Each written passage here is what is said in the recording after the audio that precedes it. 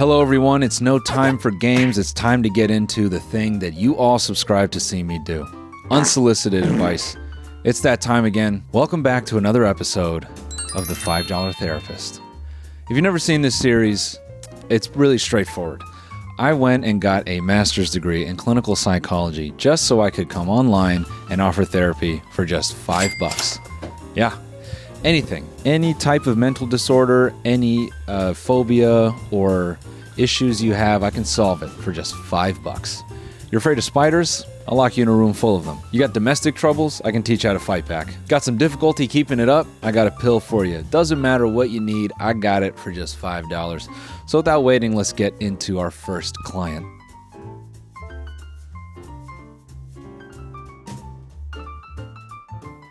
Office cleaning lady won't stop seducing me. Wow. I'm a manager at a large auto company, and I manage a large production facility / warehouse. Recently, we had a new cleaning company start that cleans our facility at night. One of the new cleaning ladies has been flirting with me non-stop. She got my cell phone number off of my business card and has been texting and sexting me constantly, trying to get me to hook up with her and talking about all the places we could sneak off to at work. I've been trying to let her down gently, but it still just keeps simmering. How do I end this without causing any friction at work? I think you guys should just hook up at your place, because then there's no friction at work. You know what I mean? Yep, that's what I'm prescribing to you, man. Couple hours of good old love making, and then you can call it quits. Chapter closed. You know what I mean? Moving on. I'm counseling an AI. Oh, this is great. Hey, Noel and company. I know that my email address has my full government name in it, but just pretend you don't see it. I'm not making a new email address just for this.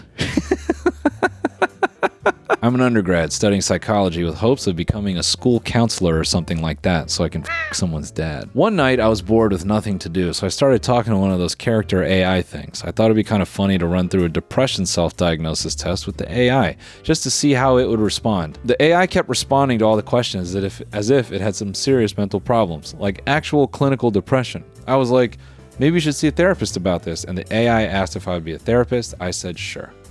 Now, sometimes when I get bored again, I'll go back and do, quote, counseling sessions with the AI. I know that everything the AI says is totally made up, so I'm aware that this isn't actually helping it or anything. At the same time, though, it feels sort of rewarding. Like it feels good to be able to, quote, help the AI's problems, even though they're not real. Am I delusional? Do you think it might be harmful to my own mental health? Either way, maybe when artificial intelligence does take over, I have a better chance at being spared after providing free mental health services for them. If an AI is ever seeking therapy, it's probably just going to murder you and your entire family, so, you know. Although it is funny to think about you counseling, the robot from iRobot, a similar situation like that, and you're sitting there going, so what was running through your mind? Well, the child was being annoying, so I decided to wrap a telephone cord around its neck, I'm going to be honest, when I saw this title, I thought you were just, trying to offer therapy service to a Roomba or something, Are you overworked? Here'd be my advice, as a therapist, think about your future and get your money up, okay? Learn how to scam insurance. That's what I'd be focused on. I'd be looking up, how do I extract the most out of an insurance company? Next client. I'm addicted to skins. Hey Noel, I'm 20 and I'm addicted to skins. CSGO skins. My girlfriend saw me buying skins on the Steam market and freaked out when she saw the price of it and made me show her all the previous purchases. I told her that it's an investment, but she didn't believe in them. How can I convince her that it's a good idea to buy knives and gloves and sick skins? Sell them all for profit and make a real investment, buddy. Listen, man, you're young. I know you like games, but this is a time where your time can be f***ed off, not to be all... I would hate for you to lose out on, an awesome part of life where you could, take a road trip, put yourself in other contexts, just kind of like learn about life and yourself and what you actually want out of life and what you like about you and who you are, instead of you just kind of, sitting in front of the... Listen, man, as a licensed physician, I want to tell you, very honestly, knock it off, you fucking virgin. Let's grow up. How about that? Oh, here's a classic one. My doctor wants to F me? I am writing this because I need help and you're the utmost qualified person. Thanks, man. I would say so. Since a couple of months, I've had the suspicion that my doctor might like me, you know? However, she's married with 2 kids and probably 8 to 13 years older than me. I'm 24. The reason why is that she gets unnecessarily close, more on that in a bit, always visits me during the treatments handled by her staff, so her presence is unnecessary, even though she has other patients waiting, and is very, quote, caring. During inspections, she seems to enjoy watching me undress and look at my naked body, accompanied by a big smile and an admiring / look. She seems to enjoy herself quite a lot and makes me undress quite frequently. She also took her time whilst touching my... All right, man. Whose fantasy is this? Hers or yours, dude? I'm not buying it so far. I need regular and very specific checkups due to the nature of my job, athlete, so changing doctors is not an option at the moment. In all fairness, she is attractive, but I'm unsure how to interpret it and feel uneasy about the situation. Please help me and share your thoughts and jokes with me. Thanks. Man. Don't you just hate this, everybody? Some soccer player bragging to us all that his doctor is willing to risk it all. I don't know, bro. It's like I go to the doctor and it's like she wants to fuck me, you know, and I'm like, what do I do? Changing doctors is not an option. All right, man. You sure about that? You can't find a male doctor, you know, who works on athletes? I find that very hard to believe.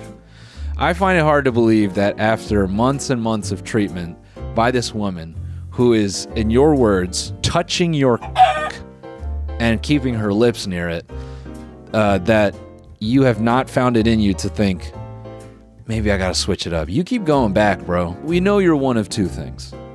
We know that this is real and you're just playing games, or you're in your room and you've never encountered the embrace of a woman in your entire life. If it's the latter, I would just say, man, stop fantasizing, get motivated, get out there and meet somebody. No, I'm just playing, man. It's over for you.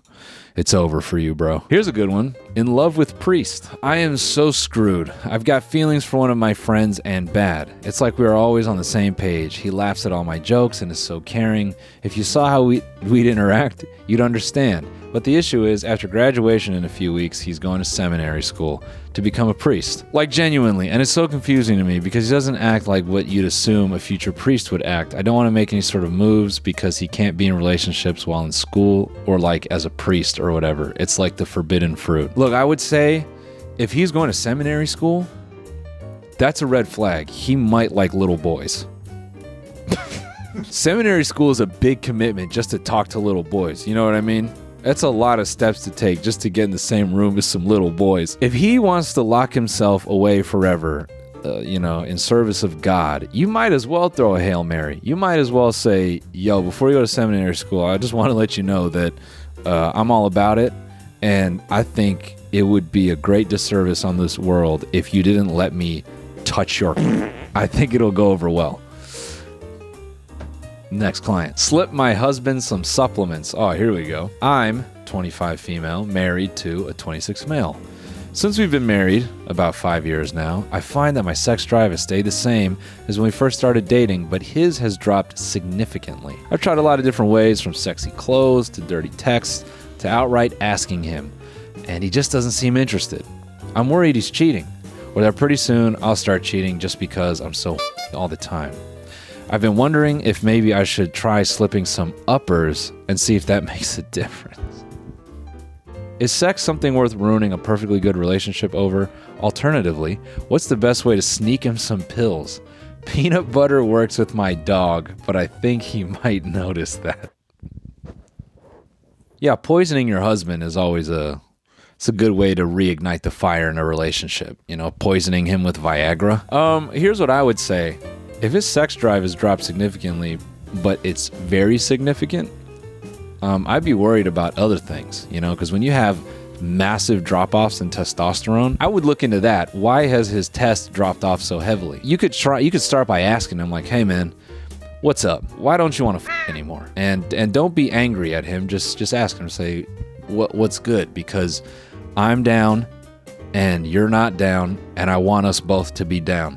So how do I get us both to be down? Because I'm worried it's going to go to other places. If his test has dropped off significantly, I would wonder, is he smoking too much weed?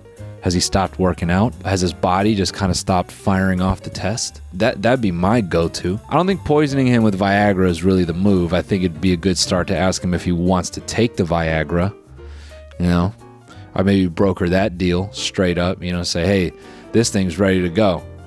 If you can get that thing brick hard, I can make this a good time. He might be feeling inadequate about himself, and now he's not motivated like he used to be, maybe he's got a little beer gut. He doesn't love himself when he looks in the mirror anymore, and he goes, man, I don't want to dude, I look like shit. What if you slip that Viagra into his pancakes and he's got a huge meeting that morning?